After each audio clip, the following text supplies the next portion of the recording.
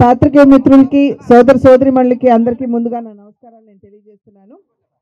ఎన్నికల సమయంలో ఎన్నికల నగారా మోగినటువంటి నేపథ్యంలో ప్రచారం కోసం భారతీయ జనతా పార్టీ ఇవాళ సన్నద్ధమవుతున్నటువంటి నేపథ్యంలో ఈ ఎల్ఈడి వ్యాన్స్ని ఇవాళ ప్రారంభం చేసుకోవటం జరుగుతుంది. 18 వ్యాన్స్ 9 జిల్లాల్లో ఇప్పుడు ఇవి తిరగటం జరుగుతుంది. సాధారణంగా ప్రతి పార్టీ కూడా ఈ ఎన్నికల నేపథ్యంలో ఒక మేనిఫెస్టో తోటి ముందుకు రావడం జరుగుతుంది. ఈ మేనిఫెస్టో అంటే రాబోయే 5 సంవత్సరాల కాలంలో ప్రజలు కనుక మమ్మల్ని ఆశీర్వదించినట్లయితే మేము ప్రజల కోసం ఏమి చేస్తాము అనేటువంటి విషయాన్ని ఘోషణా పత్రం అని చెప్పి అంటాము. దాని మాధ్యమంగా మనం ప్రజలకి తెలియజేసేటువంటి విషయం.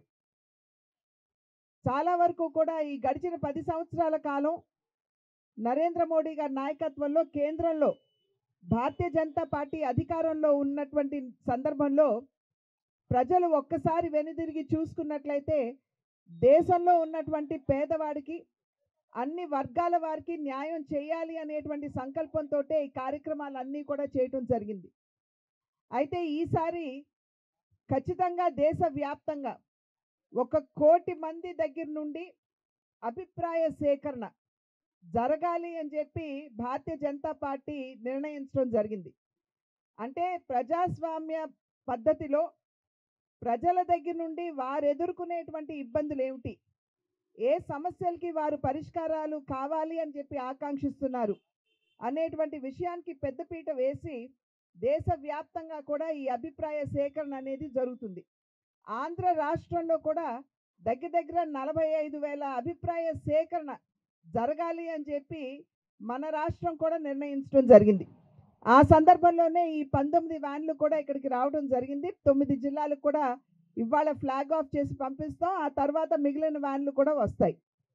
మీ మాధ్యమంగా, పాత్రికేయుల మాధ్యమంగా ప్రజలకి మేము చేస్తున్నటువంటి విజ్ఞప్తి, భారతీయ జనతా పార్టీ నేను ఇందాక చెప్పినట్లుగా ఎప్పుడూ కూడా ప్రజా సంక్షేమానికి పెద్దపీట వేసినటువంటి పార్టీ. భారతీయ జనతా పార్టీ మూల సిద్ధాంతం కూడా అంత్యోదయ, అంటే సమాజంలో అట్టడుగునున్నటువంటి వారికి సైతం సంక్షేమాన్ని అందిస్తూ ముందుకు వెళుతూ దేశ సర్వతోముఖాభివృద్ధిని సాధించాలి అనేటువంటి లక్ష్యం.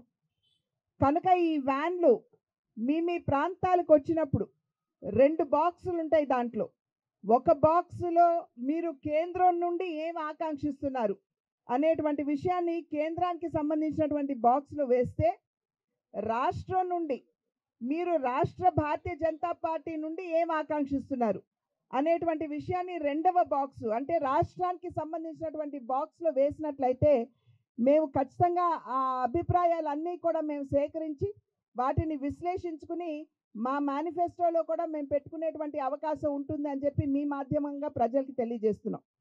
ఇప్పటికే మేము ఒక మేనిఫెస్టో కమిటీని వేసుకున్నాం.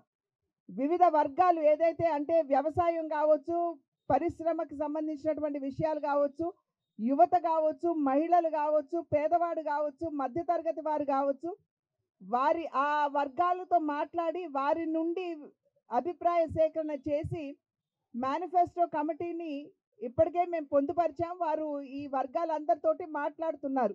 ఆ మాటలు జరుగుతున్నాయి. రేపు ఎల్లుండిలో మేము మళ్ళీ ఒక ఫైనల్ మీటింగ్ మేనిఫెస్టో కమిటీ మేము చేసుకోబోతున్నాం. అయితే ఈ బళ్ళు ఏవైతే ఉన్నాయో ఈ నెల 25వ తారీఖు వరకు జిల్లాలో తిరుగుతాయి.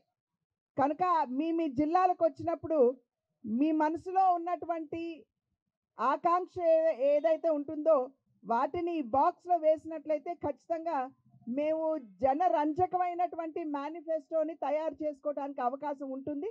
అది మాత్రమే కాకుండా మీ సమస్యల్ని పరిష్కరించే దిశగా మాకు అడుగులు వేసేటువంటి అవకాశం మీరు ఇచ్చిన వారు అవుతారు. కనుక ఆ దిశగా మీరందరూ ఆలోచించి మీరు మీ అభిప్రాయాలు తెలియజేయాలని చెప్పి చేస్తున్నటువంటి అభ్యర్థన. అదేవిధంగా నిన్న మొన్న అటు మొన్న ఢిల్లీలో జరిగినటువంటి చర్చలు మేము వెళ్ళి మా అభిప్రాయాల్ని అక్కడ మా నాయకత్వానికి తెలియజేయడం జరిగింది. ఆ తరువాత మా జాతీయ నాయకత్వం ఇక్కడ ఉన్నటువంటి 2 పార్టీలు జనసేన మరియు తెలుగుదేశం పార్టీ, ఈ 2 పార్టీలకి సంబంధించినటువంటి అధ్యక్షులతోటి కూడా మా జాతీయ అధ్యక్షులు మరియు అమిత్ షా గారు వారు కూడా వారిద్దరితోటి సమాలోచన చేయటం జరిగింది.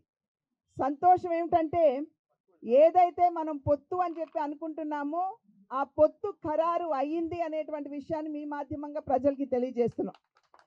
అయితే సీట్లకు వచ్చేటప్పటికి ఎన్ని సీట్లు, ఏ సీటు అనేది ఇవాళ రేపట్లో ఖరారు అయ్యేటువంటి అవకాశం ఉంటుంది. కనుక రేపు సాయంత్రానికల్లా మీకు అన్ని విషయాల మీద, అంటే పొత్తు ఎలాగో ఉన్నది, ఏ సీటు ఎన్ని సీట్లు అనేటువంటి విషయం మీద మీకు రేపు సాయంత్రం ఎల్లుండి కల్లా మీకు తెలియజేసే అవకాశం ఉంటుందని చెప్పి మీ అందరికీ తెలియజేస్తున్నాను. మీరు ఏమైనా అడగాలంటే అడగచ్చు.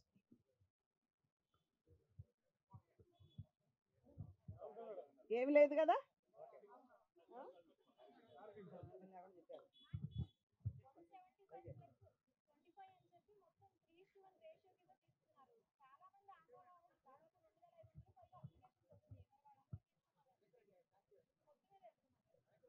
దుష్ట శిక్షణ శిష్ట రక్షణ జరగాలి అని అంటే శ్రీరాముల వారికి కూడా మరి ఆంజనేయుడు, జాంబవంతుడు, విభీషణుడు, అదేవిధంగా ఉడత సహాయం కూడా తీసుకోవాల్సి వచ్చింది.